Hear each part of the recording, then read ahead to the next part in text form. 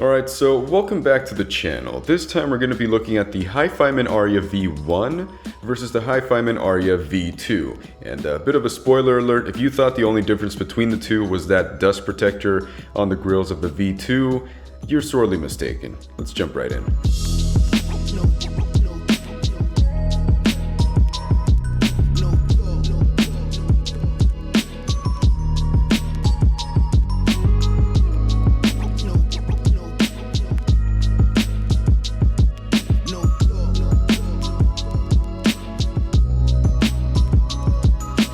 So this particular comparison doesn't really merit my full-fledged review process. Other than sound, we're just going to skip over the more trivial things, except a few details I feel are very worth mentioning. So let's get right down to it. Now, the contents don't differ whatsoever. The cable I obtained with the V2 actually happens to be an aftermarket cable, link in the description by the way. I just happened to buy it off of someone that particular way.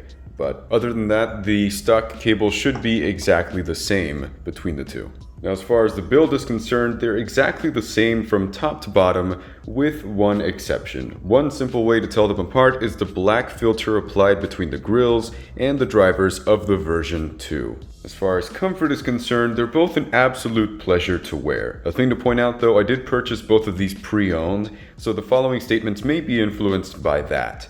Let me know in the comment section down below if you encountered similar findings. The clamp on the V2 is stronger than on the V1. Honestly, I found the V1's clamp force a little more agreeable, except if you need to look around. In that case, the V2 offered a more secure fit while still feeling blissful. Amplification for these is exactly the same. On the THX AAA 789 amp through single-ended, I listened to both of these at around 11 AM on gain 3, so yeah, these require a bit of power to make them sing, but provide the power and they will sing. And now let's jump into the sound portion. What, so quickly? Yeah, so quickly, we're here. So the following impressions will be taken at stock frequencies. EQ will be discussed in the notes and observations portion of this review. Also, since one particular subscriber claims that the Aryas really differ between listening to them single-ended versus balanced, I decided to go over the sound portion in single-ended first, then discuss any sort of differences I may have heard through balanced in the notes and observations portion.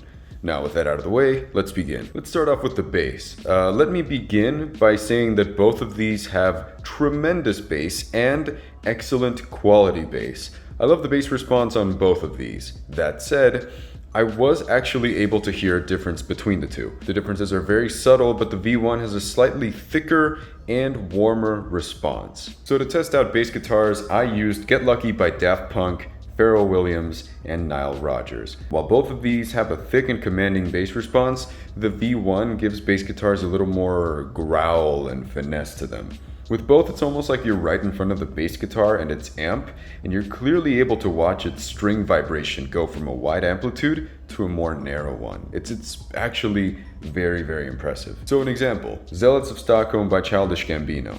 I'm telling you, the difference is minute. It's very minute, but it's there. At the minute 35 mark, the V1 adds this extra amount of texture to the bass note. It's like a tiny extra hair of thickness and boldness. Now at the 3:05 minute mark, they both cut off and pick up at the same points in the bass valley. However, the V1 has more power throughout the lowest points. So another example, Helena Beat by Foster the People. At the intro, both headphones do the drums a little differently. The V1 reproduces drums a little more hollow, but with more rumble at the lowest of drum notes. It almost feels as if the drums were right in front of me. Perhaps they simply make the reverb sound a little more natural. The V2 sounds a tad leaner, definitely leaning closer to neutral than the V1. So after finishing the written portion of this review, I just had to return to the bass section and figure out what exactly happens with the V1 that gives it that magic rumble. So to my ears, it appears that it has a hump from 28 to 35 Hertz, give or take. The V1, on the other hand, seemed to have a more linear response that, although might be considered correct, it just confiscates that which makes the V1 so legendary. But more on replicating that hump with EQ later in the notes and observations portion of this review. Now let's jump into the mids. Female vocals are smoother on the V2. Noticeable enough to warrant paying extra, in pre-owned prices that is. Despite the fact that both feature some sort of recessed vocals, the V1 still managed to make the vocal sound a bit strident by comparison. So to my ears, cellos are nearly identical. If you really want to nitpick, I'd say cellos sound a bit thicker on the V1 than on the V2. Still though, you'd need to have both of these side by side to tell a difference. Detail-wise, cellos are equally articulate on both arias. So if I had to point out a general difference between the two, it's that the overall timbre of the mids is a bit warmer on the V1 than on the V2. That's some real nitpicking though. Like you really have to look for that. Now let's jump into the treble. Although the V2 does manage to fix some of the V1's issues, they don't completely fix them either. You still have a bit of a peak at around the 6 to 7 kilohertz region and an overall brightness that's it's there. It's there. Sibilance is a bit of a coin flip depending on the track. In Bangarang by Skrillex, the V2 was the least sibilant of the two, while I happen to hear the opposite in Cowboys from Hell by Pantera. The V1 were less sibilant there. Either way, the V2 did sound a tad shinier to me, regardless of whether it was the most or least sibilant. Cymbals sound a bit clearer to me on the V2 as opposed to the V1. They're equally as forward, but comparatively speaking, it sounds as if the V1 places a bit of a paper-thin veil over the details. So generally speaking, the treble for both of these is considered to be bright, primarily due to the emphasis in the consonant range and in the upper treble.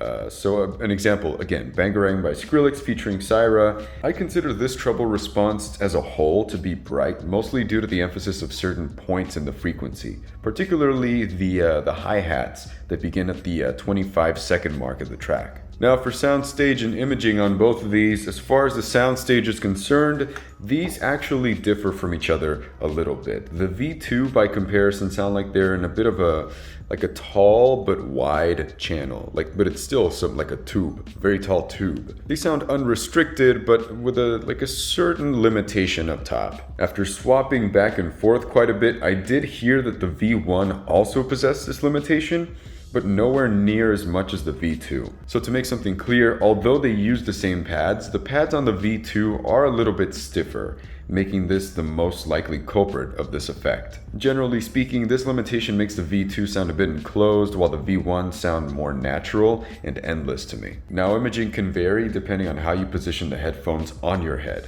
On the V2, there were times where my ears were positioned a bit more forward relative to the driver's. So in Hotel California, doing so resulted in hearing the right side's drums at the 4-minute mark sound as if they were coming from behind the pad somehow. Like if they were... I had to point it out. So it was almost as if the drum wasn't right here or here or here. The drum was all the way back here behind the actual pad. It was hidden back there. So other than that, imaging seems to be pretty indifferent across the board. Now for the notes and observations portion of this review. So before I discuss EQ, I want to point out any sort of noticeable changes in the sound of each when running them balanced through XLR. With the V1, bass becomes slightly more visceral but less warm towards the mid bass and upper bass. Vocals stand out just a bit more, and sibilance does increase ever so slightly. With the V2, bass has the same effect, slightly more impactful but slightly less warm. The consonant range becomes slightly more sibilant. The effects are less than on the V1 though. So I would definitely say you can take your pick between running the V2 single-ended or balanced. It won't drastically change the sound, in my opinion. Now there are tiny variations between the two units, so each one has its own points of the spectrum to adjust. Now the purpose of these EQ settings is to fix the hot treble and to alleviate some of that recession in the mids.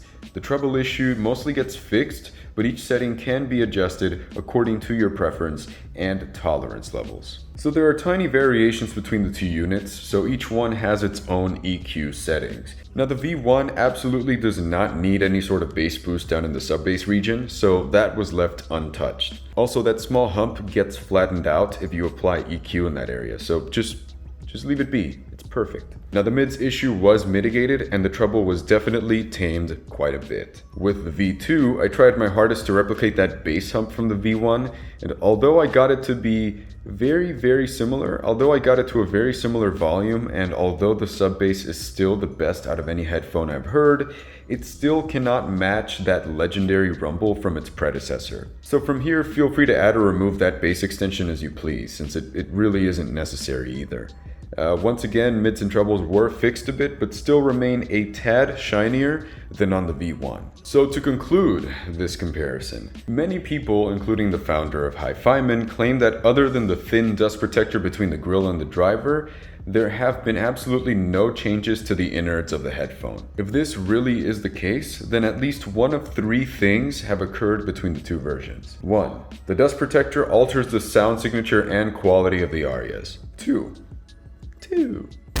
The stock cable included with the Aryas affects the sound signature and quality. 3. The driver variance between the units is just that drastic. Personally, I believe the stock cable and driver variance both play a part here. When I listened to the V1 through the aftermarket Amazon cable and through balanced, it lost a little bit of that hump.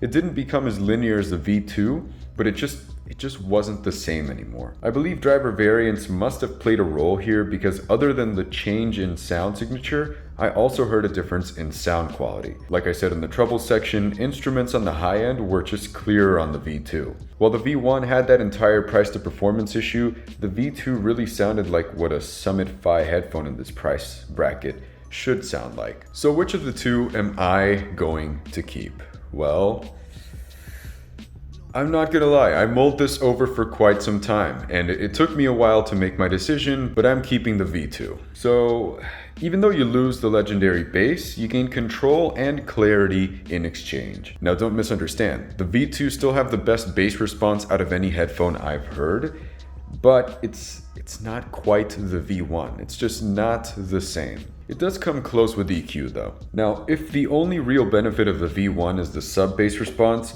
it really is unfortunate that you have to use them with the crappy stock cable in order to get it. Use another cable, use EQ, run them balanced, the magic mostly disappears. Now it makes sense for me as a reviewer to keep the V2 since that is the model most people can relate to. Despite that, I am gonna miss that unicorn bass response. See you later, V1. It was fun while it lasted, but this is the end of the road for you. Well, that concludes this comparison. Thank you very much for watching. Don't forget to like, comment, and subscribe. I got a Patreon. Check out the Amazon links for some cables. And yeah, I really hope this helped you out, and see you in the next one.